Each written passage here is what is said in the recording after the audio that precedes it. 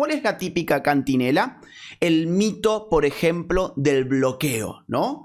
Acontece una revuelta popular en Cuba y de inmediato se va a decir, no, bueno, es que Cuba no es pobre por la revolución socialista. Cuba no es pobre a causa del socialismo. No se vayan a pensar eso. Si Cuba es pobre es porque los yanquis bloquearon a Cuba. La verdad es que si se quisiera ayudar a Cuba, lo primero que se debería hacer es suspender el bloqueo. No, nada de esto ocurre. ¿Saben por qué nada de esto ocurre? Porque en Cuba no hay un bloqueo. En Cuba lo que hay es un embargo. Te voy a explicar por qué Cuba era un país sumamente próspero antes de la revolución y cómo después de la revolución esto, por supuesto, se vino abajo. En octubre de 1959, después de la revolución que tuvo lugar ese mismo año, solo en el mes de octubre, la revolución confiscó 166 empresas norteamericanas. ¿Sí? Claro, lo que hizo la revolución fue básicamente robarle a norteamericanos. Por esa razón, Estados Unidos decidió embargar a la isla, dejando de comerciar con ella.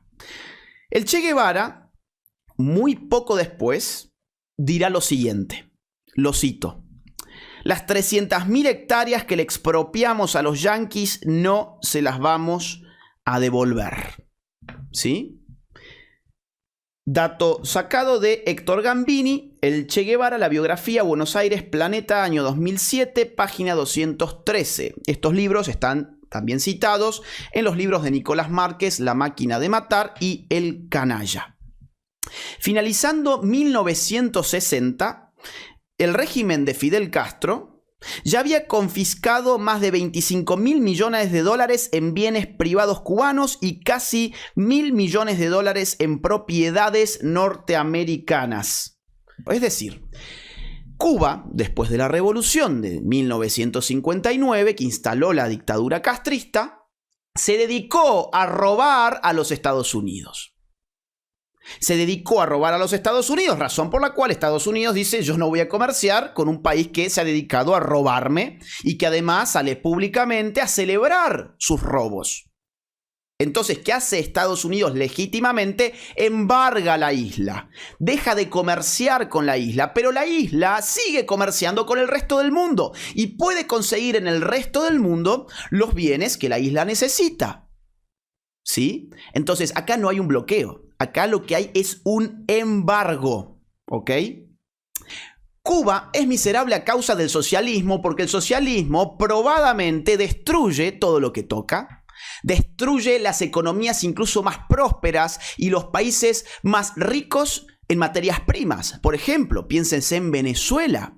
Venezuela es un país riquísimo y es el buen aprendiz de Cuba. ¿Cómo ha terminado Venezuela después de aplicar las recetas socialistas? Bueno, ha terminado con un 96% de población bajo la línea de pobreza y con prácticamente un 80% de su población en la más absoluta indigencia. Algunos datos, vamos a ver. Finalizando los años 50, el Atlas de Economía Mundial de Ginsburg colocaba a Cuba en el lugar 22, entre las 122 naciones escrutadas, constituyéndose en el país con mayor ingreso per cápita de Latinoamérica después de Argentina y Uruguay.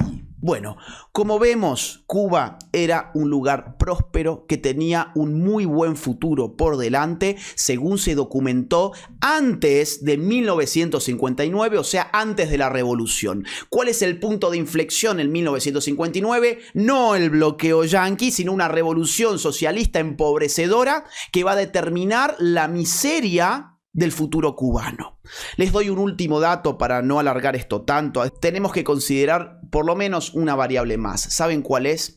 Es el inmenso apoyo económico que durante la Guerra Fría la Unión Soviética le dispensó a Cuba. ¿sí? ¿De cuánto fue ese apoyo económico? ¿Cuánto dinero puso la Unión Soviética para ver si daba una mejor vida a Cuba, que era su ejemplo en la región de comunismo y que era un ejemplo que no podía naufragar como efectivamente naufragó? Bueno, ¿cómo? ¿Cuánta plata? ¿Cuánto dinero? Miren, calcula en más de 100.000 millones de dólares lo que la Unión Soviética puso en Cuba. Más de 100.000 millones de dólares. ¿Cuánto dinero, por ejemplo, para que ustedes puedan comparar, cuánto dinero puso Estados Unidos en su famoso Plan Marshall para la recuperación de Europa, no de Cuba, de Europa? Bueno, puso 13.000 millones de dólares. 13.000 millones de dólares para la recuperación de Europa en el marco del Plan Marshall.